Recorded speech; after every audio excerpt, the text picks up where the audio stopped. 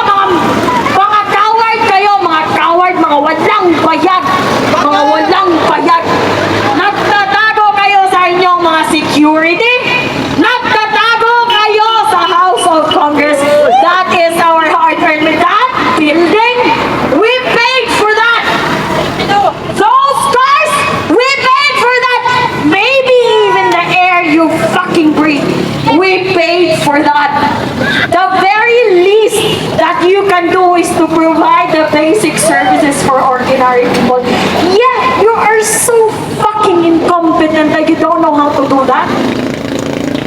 Para kayong kaklase ko ng elementary.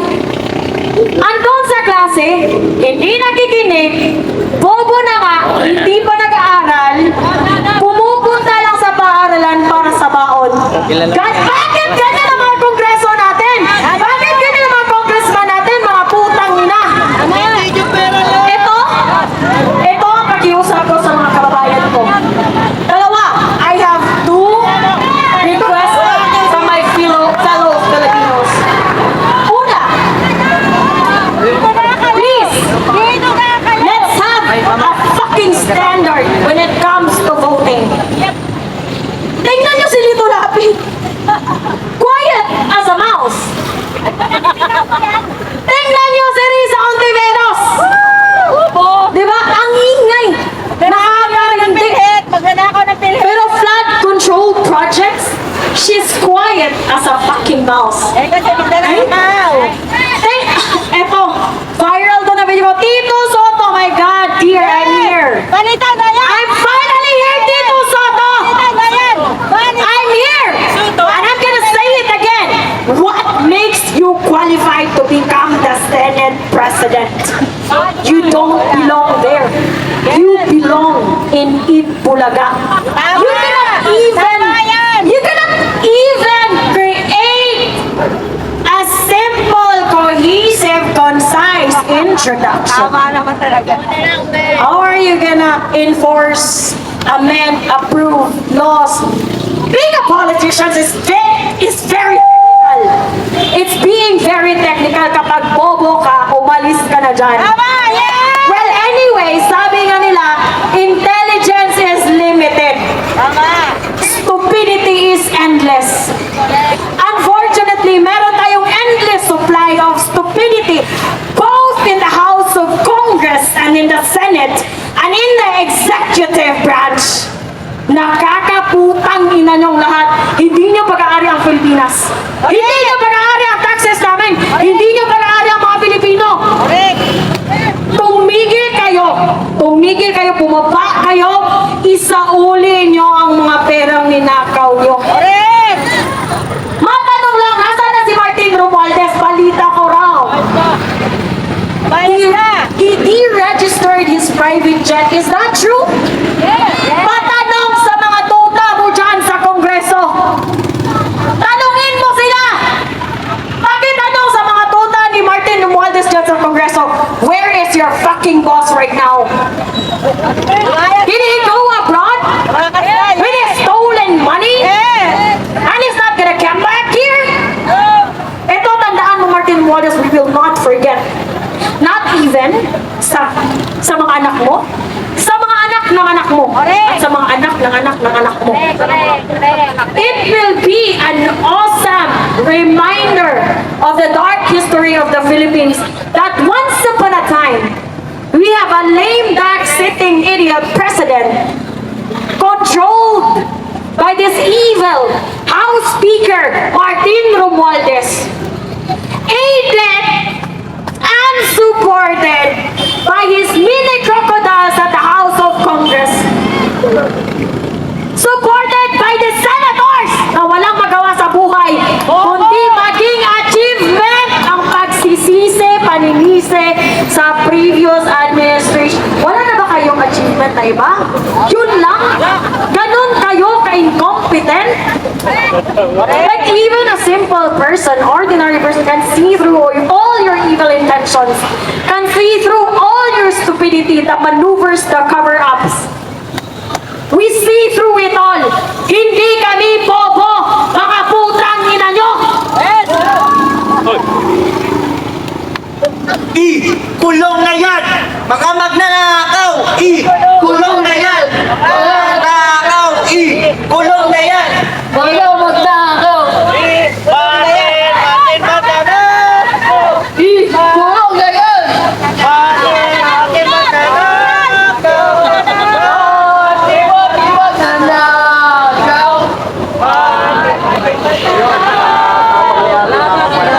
Iusap pa kami.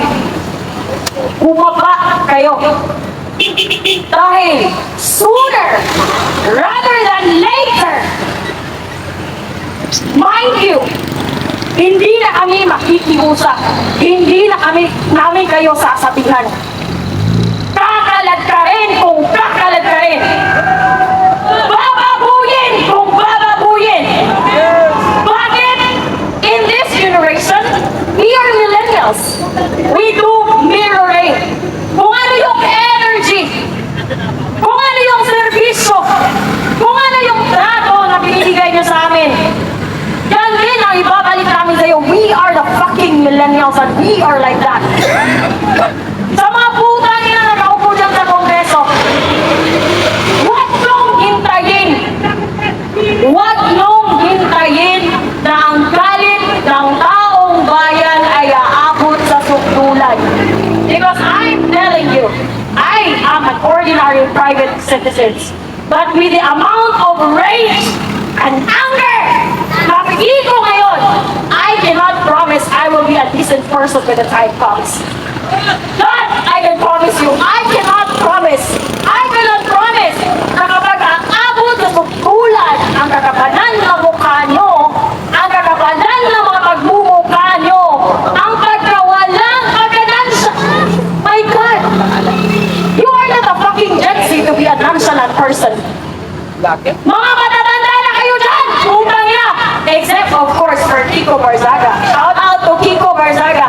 I do not care if you are a camping, whatever faction, whatever political intention do you have, it's a big shout out to you. Pero itong mga putang ginang ko, gusto kong pangalanan kayo? Isa-isa? Isa-isa!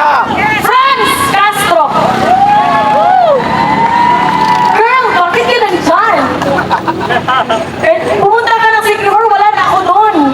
Nakikipagkamay ka daw sa Sikihor. Sana nandun ako nang pumunta ka doon. Ngayon, I'm here. Let's do an eyeball. Franz Castro.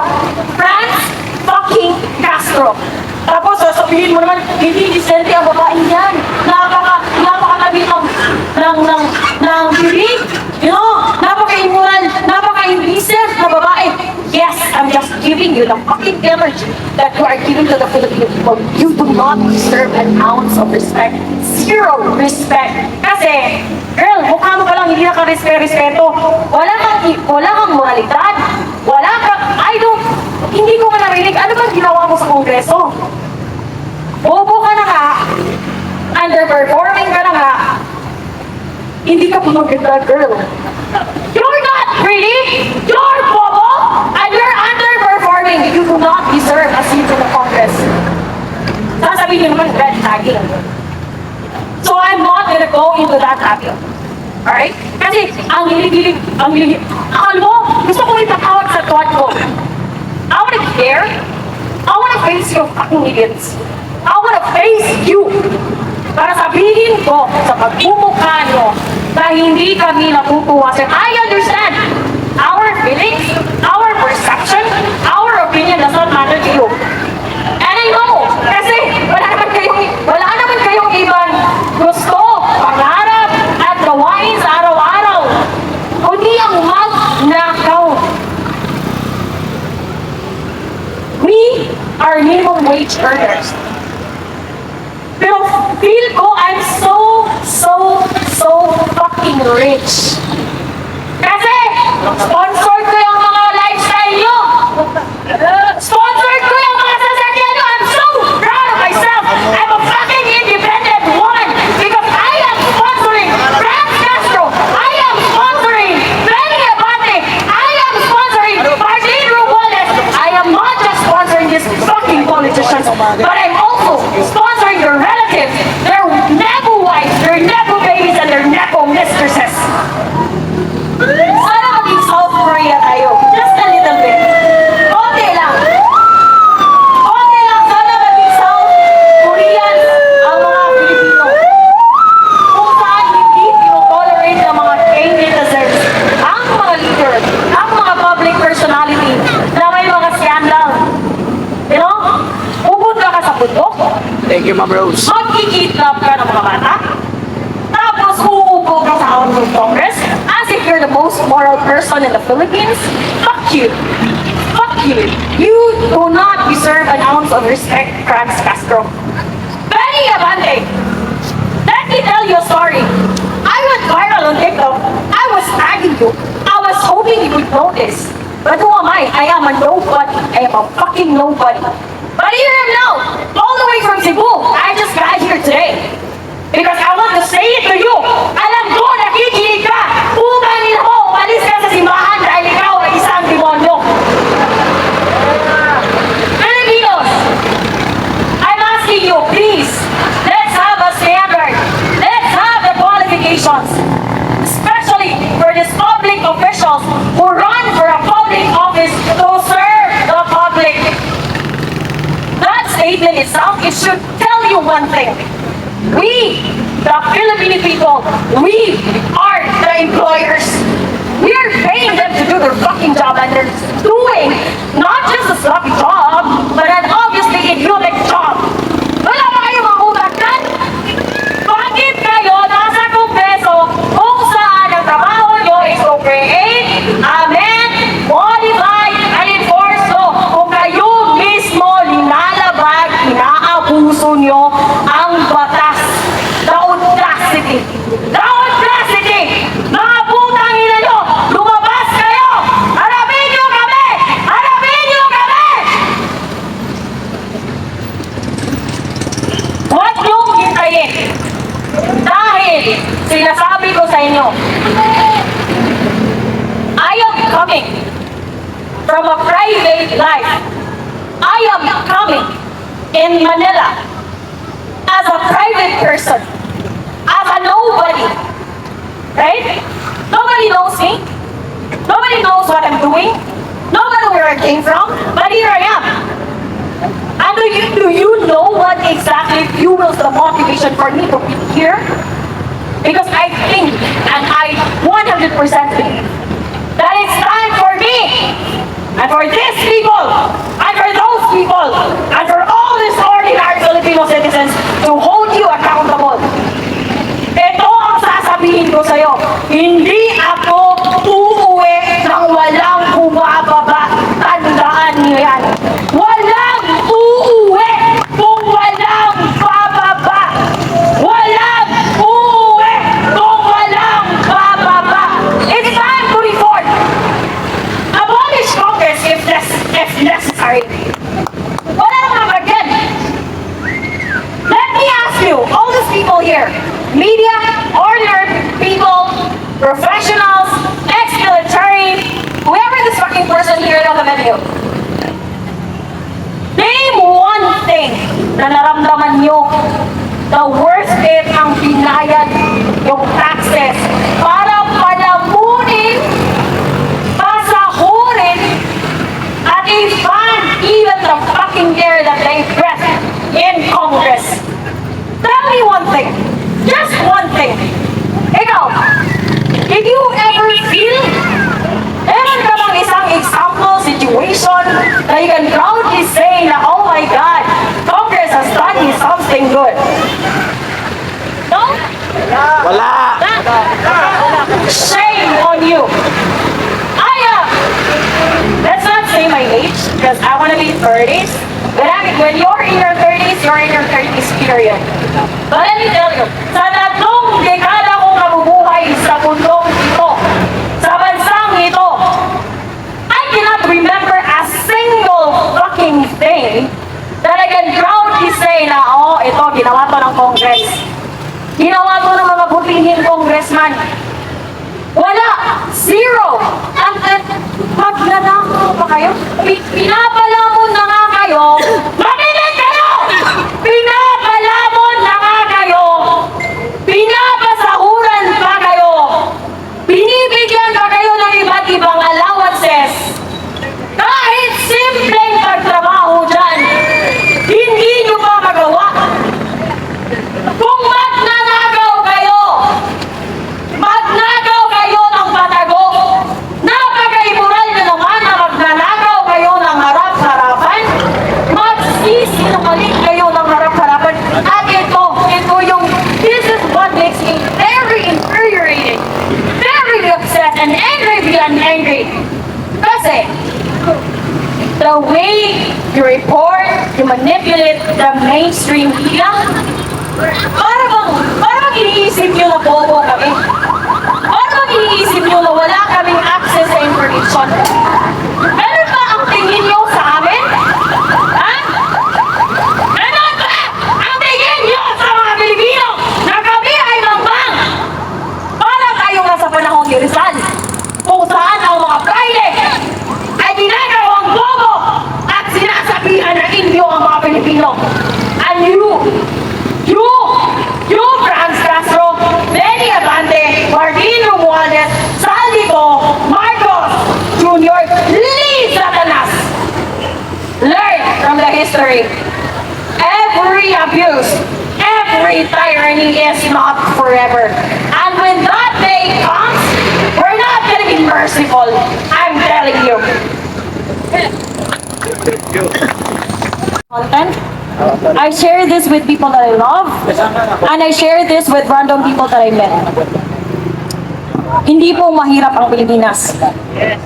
In fact, we are earning so much. Sa Southeast Asia alone, we are the country with the highest value-added tax at 12%. Right? Mas maganda ba? Buhaya! Don't distract me. I'm gonna talk to the Filipino people. Anyway, back to the value-added tax. Isipin nyo, who can answer me?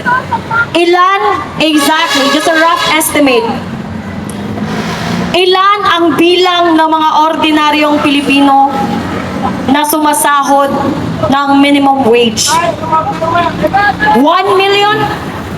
2 million? 3 million? I don't think so. We are more than 100 million in the Philippines. I'm not that intelligent. I'm not that resourceful. I'm not the kind of person who reads every day. I'm telling you. But one thing that I know, we are more than 100 million. Just imagine this. Just imagine. Ito isipin nyo. For example lang, on a rough estimate, merong 10 million Filipinos working, earning a minimum wage of 500 pesos. Sinong matalino dito? Magkano ang 12% VAT ng 500 pesos? Let me answer that for you. It's 60 pesos. Now, if you are earning 500 pesos, with this fucking inflation, because these thieves in the House of the Representatives are just stealing and plundering our money. With so much inflation, do you really think na hindi gagastusin ng mga ordinaryong Filipino yung 500 pesos that they earn on a daily basis? The surprise, the answer is no. Obviously, kulang pa ang 500 pesos. So, in every working individual in the country earning 500 pesos, they contribute 60 pesos of value-added tax daily. Let's do the math. Rough estimate, 60 pesos times 10 million working class Filipinos earning minimum wage earners, magkano yan? The question, nasaan ang pera? Bakit may mga health center tayo na pag pumupunta tayo doon para humingi ng mga over-the-counter medicine like paracetamol? Fucking paracetamol is the cheapest pain reliever, but yet the fucking government cannot afford it. Shame on you. Bakit sasabihin ng kapitan namin, wala kasing budget? Walang budget sa paracetamol? Pero may budget para sa travel abroad na mga anak nyo? May budget para sa mga pag-aaral ng anak nyo? Not just abroad, but Switzerland, Leipzig University. Fucking whore! Mga garapal! Mga purikat kayo dyan! Now, let's go back to the calculation. 10 million Filipino people working, earning a minimum wage of 500 pesos. Value-added tax lang yun. 10 10 million estimate lang yun. Do you really think that there's only 10 million Filipino people working for minimum wage earners? Ang laki ng pera ng Pilipinas. Let's add sin taxes. Let's add real estate property taxes. Let's add salary taxes! Kami ang nagtatrabaho araw-gabi. Lumulusong sa baha dahil ipinulsa nyo ang budget sa flood control, and don't get started with me. With how much money did you took from us? Flood control projects is 500 billion. PhilHealth funds is 60 plus billion. GSAS, SSS, PDIC, you are not supposed to take those money, especially PhilHealth. It is unconstitutional to take excess money from PhilHealth and put it in the fucking infrastructure na ghost project naman. Do you think we're bobos? No, we're not. We're not idiots. Maalam kami dahil may YouTube University. Accessible sa marami. Mga putang ina nyo, huwag nyo kaming lukuhin. Nakakagalit. At kapag galit na kami kayo. Galit na galit. Ito ang tandaan nyo. Siguruhin nyo lang na kayang pasakayin sa mga private jets nyo lahat ng relatives nyo. Because taong bayan will show no mercy when the time comes. Tandaan nyo yan. Enjoy nyo muna yung mga sasakyan ninyo na pinili namin. Enjoy nyo muna yung mga bahay nyo na pinili namin. Kaya pala ang hirap-hirap. Ni as a virtual assistant, ang hirap-hirap magbakasyon. Kasi walang extrang pera. Kasi kailangan pala naming sponsoran yung mga lifestyle nyo. We sponsored your fucking lavish lifestyle without our consent, and that's fucking evil. Fucking evil! House of Representatives!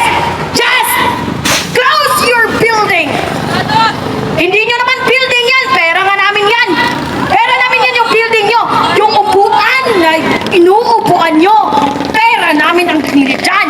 Yung mga sasakyan na sinasakyan nyo, pera namin ang binibili dyan. Yung mga bahay na tinitirahan nyo, pera namin yan. Yung pinapakain nyo sa mga anak nyo, pera namin yan. Hindi ako magmamakaawa sa inyo na mag-resign. Just do whatever you want to do. Just continue what you're doing. And I'm sure 100% that you're just fueling the rage of the ordinary people. Just come to think of it, I am a nobody from Cebu City. But I came here on my own. I came here on my own because of the rage, the injustice, and the kaguhan that I feel. That I felt on my soul as if I have a soul, I feel it in my soul. Mga putang ina nyo.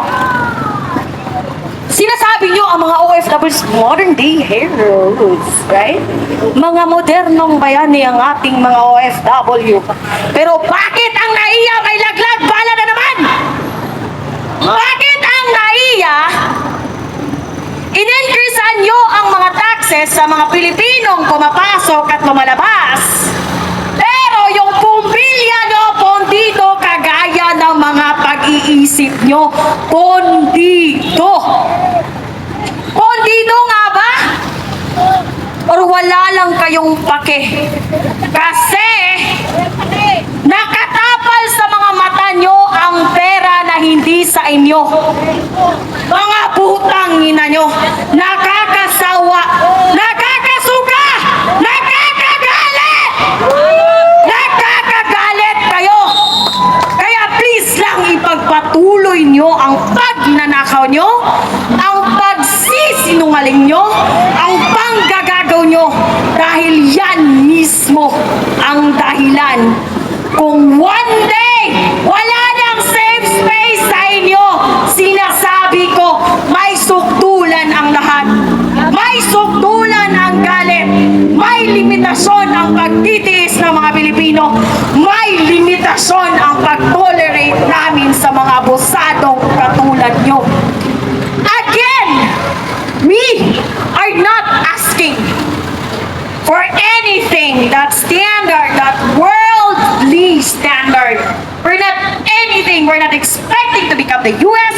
We're not expecting to have facilities like Canada, like Japan, like US, like UK. We do not. Kaming mga Pilipino, madali kaming mahalin. Madali kaming umintindi. Pero bakit yung kagamutan walang gamot? At bakit kailangan naming pumila at magkaroon ng utang na loob kay Romualdez sa mga kapitan, sa mga mayor, sa mga governor? Bakit kailangan naming magkaroon ng utang na loob upang mabayaran ang access namin sa hospital? When, in the first place, those fucking money are ours. Hindi sa inyo. Eto, I urge every Filipino, for whatever results it comes, after this, let's demand and require every public officials to send their children in public schools. Baka, when they are required to send their children in a public school, baka maging maganda ang public school natin. Tayo ang nagbabayad ng pera. Pero ang mga anak nila, nasa ibang bansa. Samantalang ang mga ordinaryong Pilipino na naghihirap, nagtatrabaho, araw-araw, kahit may sakit, kahit may putang inang baha dahil ninakaw nyo ang flood control projects, nagtatrabaho pa rin. Pero nasaan ang mga anak namin? Nasa public school na walang upuan. Nasa public school. Ang brother-in-law ko is a teacher. Is a fucking public teacher. He just joined the public teaching profession. Yet, umalis na lang siya sa paaralang pangpubliko. Umalis na lang siya sa nasabing pampublikong paaralan. Nagkaroon ba siyang sweldo? Hindi, kasi walang budget. Pupunta ka ng health center, pupunta ka ng pagamutan, solo parent. I was widowed. I got widowed when I was 26. Pero hindi ako klaseng tao na pupunta sa gobyerno magrarally dahil mahirap ang buhay ko. I'm not that kind of person. So what I did after I got widowed, nagtrabaho ako ng call center. At sa umaga, nagbibenta ako ng kondo para sa mga putang ina nyong taxes. I am that kind of hardworking Filipino. But I am a solo parent. Naisabatas na ang mga benepisyo para sa solo parent. Pero sa tuwing pupunta ako sa fucking DSWD, 3 taon. Pero ang sagot, iisa, ma'am, wala pong discount sa tuition kasi wala pong budget.